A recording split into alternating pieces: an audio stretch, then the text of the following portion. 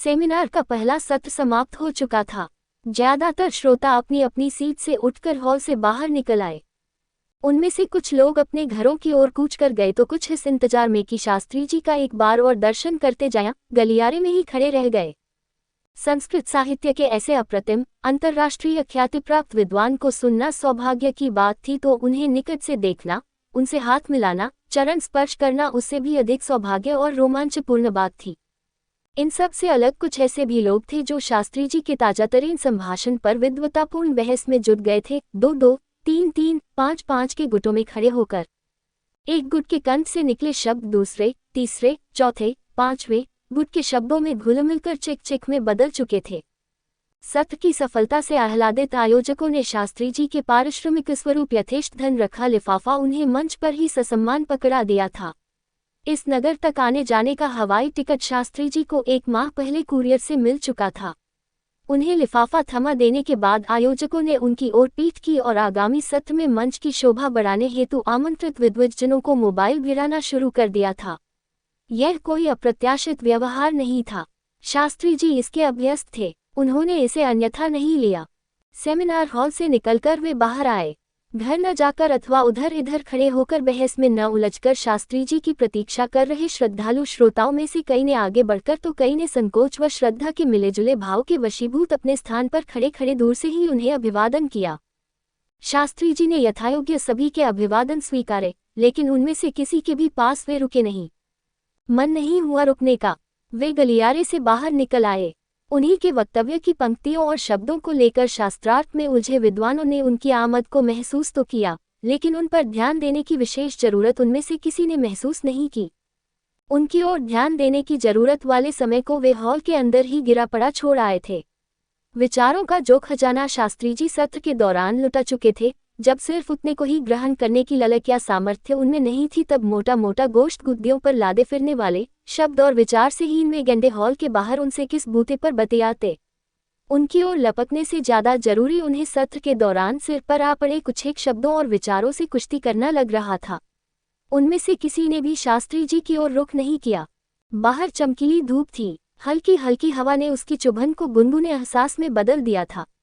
आसमान में कहीं कहीं सांवले शेड वाली धुनी हुई सफेद झकरुई से बने छोटे बड़े कितने ही शेर, चीते, हाथी, घोड़े, भालू, भेड़िए और न जाने कौन कौन से पशु पक्षी पश्चिम से पूरब की ओर तैरते जा रहे थे। पूर्वा ने कब से नहीं छुआ, पछवा के आगे कौन इस बारे में सोचता है। गलियारे को पार कर शास्त्री जी हॉल के पिछले हिस्से की बियाबान सी जगह की ओर निकल गए। पेशाब करने के लिए नहीं, कुछ पल एकांत में बिताने के लिए। यूं पार्किंग में टैक्सी खड़ी थी जिसे उनको एयरपोर्ट तक पहुंचाने के लिए आयोजकों द्वारा पहले से ही नियुक्त कर दिया गया था। लेकिन फ्लाइट से घंटों पहले एयरपोर्ट के शोर भरे वातावरण में जा घुसने की इच्छा नहीं हुई उनकी। घर के लिए निकलने से पहले दरअसल वे एकांत में बैठ लेना चाहते थे 2 पल। मन के झंझावात को घर नहीं ले जाना चाहते थे। विश्वविद्यालयों, महाविद्यालयों में अध्यापन का अवसर पा जाने, शिक्षा, कला, साहित्य एवं संस्कृति से जुड़ी संस्थाओं को अनुदान अनुमोदित कर सकने की क्षमता वाला ब्यूरोक्रेट बन जाने, ऐसे ब्यूरोक्रेट्स तक अपनी पहुंच बना लेने में सफल राजनीतिज्ञों, बापुओं, चाटुकारों की जमात में शामिल हो जाने की कलाकारी मात्र से विद्वान बन बैठे इतने लोग एक साथ उन्होंने पहली बार देखे हों, ऐसा नहीं था। बहुत से कार्यक्रमों में ऐसा देखने को मिलता रहा है, लेकिन आज पता नहीं क्यों मन क्षुब्ध अधिक हुआ। 10, 20, 50, 100 साधन संपन्न मूर्खों के द्वारा आमंत्रित होकर आने जाने के हवाई टिकट और पारिश्रमिक स्वरूप थोड़ी सी धनराशि पाने मात्र से संतुष्ट हो उनके बीच मंच पर बैठकर उन्हीं के हाथों विद्वता का पट्टा गले में लटकवाते रहना इस आयु में भी क्या उनकी गरिमा के अनुकूल है, सोचते हुए वे चलते रहे। एक पेड़ के नीचे पहुंचकर उन्होंने जूते उतार दिए। कंधे पर लटके चौड़ी व लंबी तनी वाले खादी के झोले को बाईं ओर रखकर वे सूखी घास पर बैठ गए। चाहते तो मोटे तने की टेक भी लगा सकते थे, लेकिन उस तरह बैठने की उन्होंने जरूरत नहीं समझी। हर जगह हर मुद्रा में नहीं बैठा जा सकता, इतना भी वे जानते समझते ही थे। चेहरे से वे पुनर्तः शांत और सहज लग रहे थे, बिल्कुल ऐसे जैसे कि आज सरीखे विद्वानों के बीच आने बोलने का, मेधा की उपेक्षा से 2-4 होते रहने का उनको गहरा अनुभव हो। अगर आप खुद को डिस्टर्ब महसूस न करें सर, तो क्या मैं 2 मिनट आपके साथ बैठ सकता हूँ? यहाँ बैठकर चैन की अभी पहली ही सांस उन्होंने ली थी कि गलियारा पार कर पेड़ की छांव के एकदम किनारे पर आ खड़े हुए नई उम्र के एक लड़के ने उनसे पूछा। उन्होंने निगाहें उठाकर देखा। बिना पूछे पास न आ बैठने और अनुमति मिलते तक खड़े खड़े ही प्रतीक्षा करने की उसकी शालीनता कुछ समय पहले ही संस्कारहीनता के खिलाफ उनके मन में खड़ी हो गई कांच की परत पर जैसे हल्की सी टकराए। छुए जाने पर वीणा के तार जैसे संगीत की तरंगे उत्पन्न कर देते हैं, मन और मस्तिष्क में वैसी ही संगीती इस टकराहट ने उत्पन्न की। अनायास ही हल्की सी मुस्कुराहट उनकी आंखों में फैल गई। मुंह से कुछ भी बोले बगैर उन्होंने दाईं हथेली से अपने निकट की जमीन को थपथपाकर उसे वहां आ बैठने का इशारा कर दिया। धन्यवाद सर, वहां बैठते हुए युवक बोला। पूर्ववत मुस्कान से ही उन्होंने उसके धन्यवाद को स्वीकारा। मेरा नाम माधव है सर। बैठ जाने के बाद उसने बताया, पत्रकारिता में स्नातकोत्तर डिग्री प्राप्त की है। स्वतंत्र पत्रकार हूँ। अनुमति दे तो मैं आपसे साथ बैठने की अनुमति चाहिए थी आपने। शास्त्री जी ने तुरंत उसको टोका, बातचीत की नहीं। प्लीज सर, वह गिड़गिड़ाया, 5 मिनट केवल। बैठने से पहले तो 2 मिनट कहा था। शास्त्री जी मुस्कुराए। छठा प्रश्न नहीं करूंगा, प्रॉमिस। वह हाथ जोड़कर बोला। किस विषय से संबंधित? बेमन से उन्होंने पूछा। आपके साहित्यिक जीवन और कृतित्व से संबंधित, उससे अलग और कुछ भी नहीं। उसकी बात पर वे एक पल को मौन रह गए। जिस उद्देश्य से वे यहाँ आकर बैठे थे वह व्यर्थ होता जान पड़ा। जीवन और कृतित्व पर अब से पहले कई साहित्यकार और पत्रकार उनसे बातचीत कर प्रकाशित करा चुके हैं। वही घिसे पिटे प्रश्न और बार बार उनके एक जैसे ही उत्तर दोहराना क्या स्वप्रचार से अलग कुछ और है? एक ही जैसे प्रश्नों के चलते साक्षात्कार जैसे विषय से ही उन्हें वितृष्णा हो गई है। तथाकथित विद्वत वर्ग के खिलाफ खड़ी कांच की परत, थोड़ी देर पहले ही जिसने संगीति उत्पन्न की थी, पुनः अवसाद की ओस में घिरने सी लगी। लेकिन इस नौजवान की शालीन प्रकृति ने उन पर कुछ ऐसा प्रभाव डाला कि अवसाद की इस ओस को उन्होंने गहरी सी एक सांस लेकर चीर सा डाला। फिर एक और गहरी सांस लेकर होठों ही होठों में बुदबुदाए, ओम विश्वानिदेव सवितुर दुरितानि परासो यद्भद्रम तन्नासो। तत्पश्चात उससे बोले, पूछो, लेकिन एक बात का ध्यान रहे, प्रश्न लीक से किंचित हटे हुए सीधे सहज होने चाहिए, विद्वता से भरे नहीं। विद्वता से भरे किसी भी प्रश्न का उत्तर मैं नहीं दूंगा और उसे तुम दोहराओगे भी नहीं। जी, उसने हामी भरी। एक बात और। जी, छठा प्रश्न नहीं।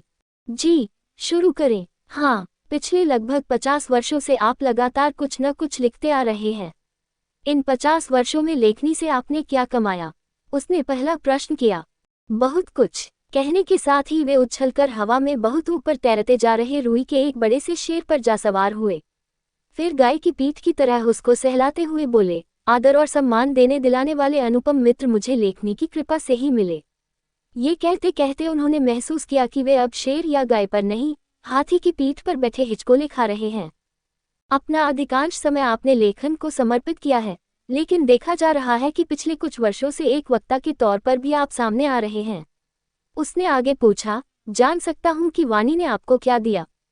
वाणी ने, ये प्रश्न सुनते ही उन्हें लगा कि आदर और सम्मान की अनुभूति देने वाला उनका वाहन बड़ी तेजी से एक मरियल कुत्ते में तब्दील होकर बिना किसी आवाज के उनके नीचे से निकल भागा है और वे आकाश से सीधे पृथ्वी पर आ पड़े हैं।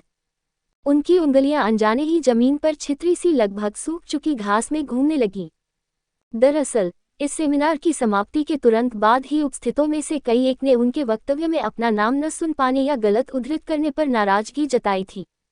बेहद कड़वे अंदाज में शास्त्री जी से उन लोगों ने पूछा था कि उनके आने जाने खाने ठहरने पर इतना धन व्यय करने का प्रतिदान उन्होंने आखिर क्या दिया।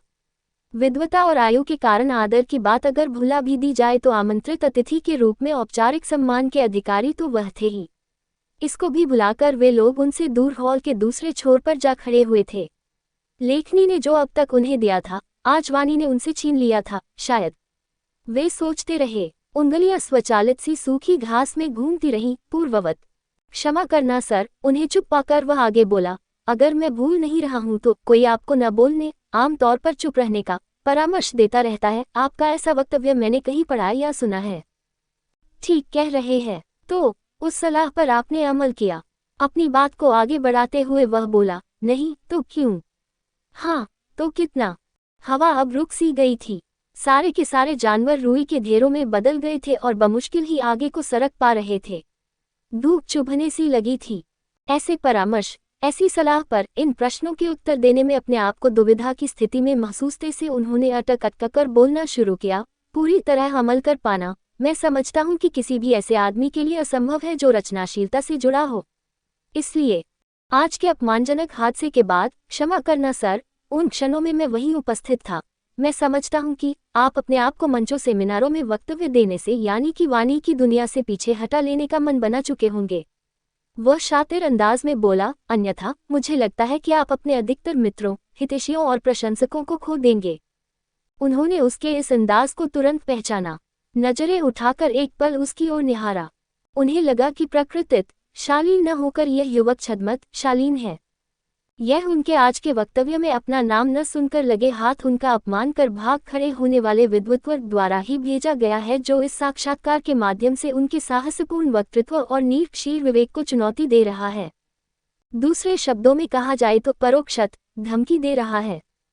वे थोड़ा संभल कर बैठ गए। उन्होंने महसूस किया कि कुछ समय पहले जिस मानसिक तनाव से वे गुजर रहे थे, उससे मुक्त हो जाने का अवसर अनायास ही इस युवक ने उन्हें दे दिया है। पछवा एकाएक ही जैसे मनभावन पूर्वा में बदलने लगी। रोम छिद्रों में शीतलता का आभास होने लगा। कुछ समय तक वे उसके चेहरे को ताकते रहे, फिर एकदम ठोस आवाज में उससे बोले, हाँ, प्रथम दृष्टया तो ऐसा लगना स्वाभाविक सी बात है। कुछ एक शक्ति संपन्नों के दबाव में वाणी को शांत कर लेने की विवशता से इनकार नहीं किया जा सकता। लेकिन माधव, मैं लेखनी की दुनिया का आदमी हूँ। कल को वाणी जैसी ही आपत्ति कोई व्यक्ति अगर मेरी लेखनी पर भी दर्ज कराने लगा तो नहीं, मैं लेखनी को तो विश्राम नहीं दे सकता न। और अगर ऐसा है तो तुम विश्वास करो, मैं वाणी को भी अपने ही ढंग से जीऊंगा। बस।